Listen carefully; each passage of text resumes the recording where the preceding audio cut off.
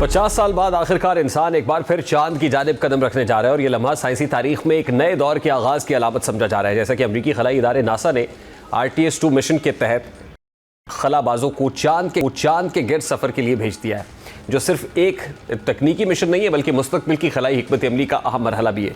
इसी मिशन की खास बात यह है कि तकरीबन निसफ सदी बाद इंसान ज़मीन के निचले मदार से बाहर जा रहा है।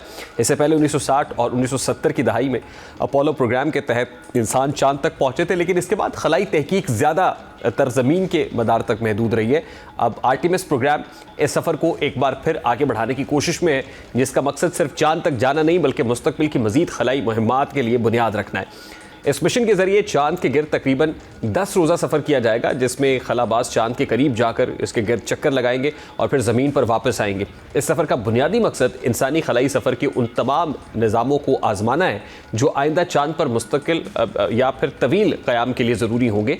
इसमें खलाई जहाज़ की कारकर्दगी, अमले की सेहत और सलामती, तवील खलाई सफ़र के दौरान मवासलाती निज़ाम और दीगर तकनीकी पहलुओं का जायज़ा लिया जाएगा। दर हकीकत ये एक तरह की आजमाइशी परवाज़ है, जिसके बाद आइंदा मिशंस में इंसानों को चांद की सतह पर उतारने की तैयारी की जाएगी।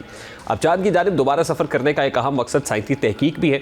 साइंसदानों के मुताबिक चांद सिर्फ एक आसमानी जिस्म नहीं बल्कि खला में मुस्तकबिल की इंसानी सरगर्मियों के लिए एक अहम तजर्बागाह बन सकता है। चांद की सतह पर मौजूद बर्फ़, मादनियात और दीगर वसाइल मुस्तकबिल में खलाई तहकीकात को नई जहत दे सकते हैं। ख़ास तौर पर चांद के कुतबी इलाकों में पानी की बर्फ़ की मौजूदगी के शवाहिद मिले हैं, जिसे ना सिर्फ पीने के लिए बल्कि ईंधन बनाने के लिए भी इस्तेमाल किया जा सकता है। इसी वजह से चांद के मुख्तलिफ हिस्सों की साइंसी और माशी अहमियत बढ़ गई है और खलाई इदारे इन इलाकों तक रसाई हासिल करने में दिलचस्पी रखते हैं।